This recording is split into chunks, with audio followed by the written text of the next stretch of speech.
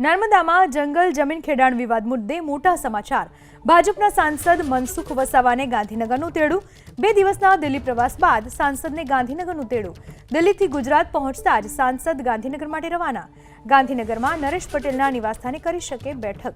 ધરણા પ્રદર્શન મુદ્દે આજે આવી શકે નિરાકરણ। રાજ્ય સરકારે આજે હકારાત્મક પ્રતિભાવ આપ્યો હતો, મીટિંગ પણ મળી હતી, ત્યારે મનસુખ વસાવા અત્યારે જઈ રહ્યા છે મંત્રી નરેશભાઈ પટેલના ત્યાં। મનસુખભાઈ, ખાસ મુદ્દો જે છે, ખાસ રાજ્ય સરકારે આજે કીધું છે કે જે સાચા છે એને જમીનનો હક મળશે, તમામ પ્રક્રિયા પૂર્ણ કરવામાં આવશે, આપણી લાગણી શું?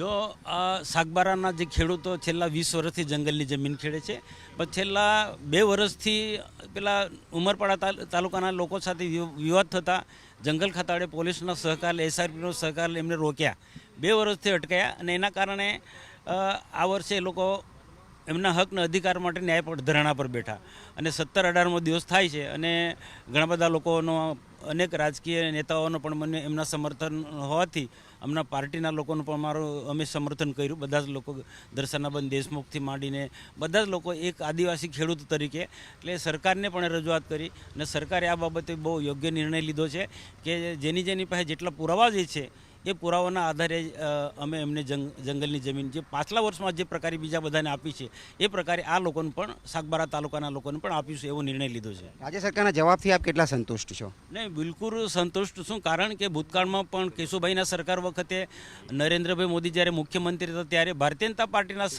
શાસનની અંદર વર્ષોથી જે જંગલની જમીન ખેડતા હતા એવા લોકોને ભારતીય જનતા પાર્ટીના શાસનમાં જ જંગલની જમીન મળી છે અને આજે એમને અધિકાર પત્ર પણ એમને મળી ગયા અને એમના નામે જમીન પણ થઈ। તો એ જ રીતના એ જ આધાર પર આ જે ત્યાર પછી 2500 સુધીનો સરકારે નિર્ણય લીધો છે કે જેમની પાસે આજે એના પુરાવા છે 2500ના, તો એવા લોકોને પણ આ સાગબારા પૂરતું જ નહીં, આખા ગુજરાતમાં આવનારા દિવસમાં જેની પાસે પુરાવા છે બધાને જંગલની જમીન મળશે।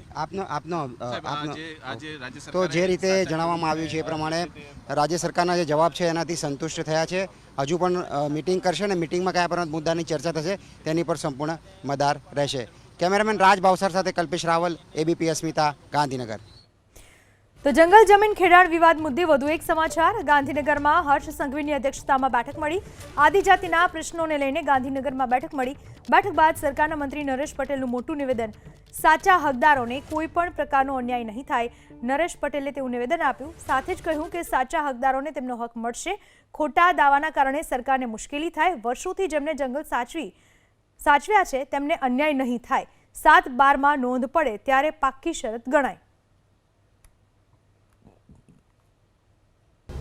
જ્યાં સુધી સાગબારા અને ઉમરપાડા વિસ્તારનો જે પ્રશ્ન છે એ પ્રશ્નો કેટલાક દિવસથી ત્યાં ધારણાના કાર્યક્રમો ચાલી રહ્યા છે, પણ અમે જ્યારથી ભારતીય જનતા પાર્ટીની સરકાર આ રાજ્યની અંદર એમને શાસન મળ્યું છે, ધોરા સંભાળી છે, ત્યારથી એક્ટ પ્રમાણે જે સાચા દાવાઓ છે, વર્ષોથી જેમણે જંગલને સાચવવામાં પણ ખૂબ મોટો સહયોગ કર્યો છે અને સાચા જે હકદારો વર્ષોથી જમીન ખેડતા આવ્યા છે ને હજારો સંખ્યામાં હજારો એકર જમીન આપવામાં પણ આવી છે। આજે જે પ્રશ્ન હતા કે કેટલાક લોકોને અધિકારપત્ર જે આપ્યા છે એની પાક્કી સનદ ક્યારે ગણાય કે 7/12માં નોંધ પડવી જોઈએ। રેવન્યુ વિભાગને પણ સાથે રાખ્યા છે કે વહેલી તકે કે એની માપણી થઈ જાય।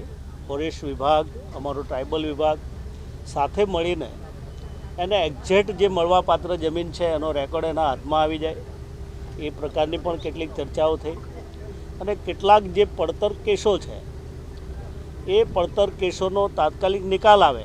જે સાચા હકદારો છે એને આજે પણ સરકારની બિલકુલ ના નથી જમીન આપવા માટે, પણ આપણે સૌ જાણીએ છીએ, આપણી સૌની જવાબદારી પણ છે કે પર્યાવરણને સાચવવું, જંગલને સાચવવું એ પણ આપણી નૈતિકતા, આપણી પોતાની જવાબદારી છે।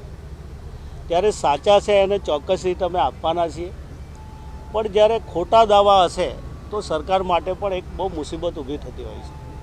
પણ તેમ છતાં જે કંઈ અત્યારે જે ત્યાં આંદોલન ચાલી રહ્યું છે, આજે પણ અમારી બેઠકમાં મોટાભાગે ચર્ચા થઈ છે અને જે સાચા હશે તો ચોક્કસ રીતે અમે એને જમીન આપવાના છીએ અને બાકીના જે ટ્રાઇબલના જે કેટલાક પ્રશ્નો હતા અમારા એ પણ અમે દર વખતે મિટિંગો કરીને જે લોકો પાસેથી જે કેટલાક પ્રશ્નો આવતા હોય છે એ પ્રશ્નોનો નિકાલ કેવી રીતે આવી શકે એ માટે અમારી આવી બેઠકો સતત ચાલતી રહી છે અને એના માટેની અમારી બેઠક હતી.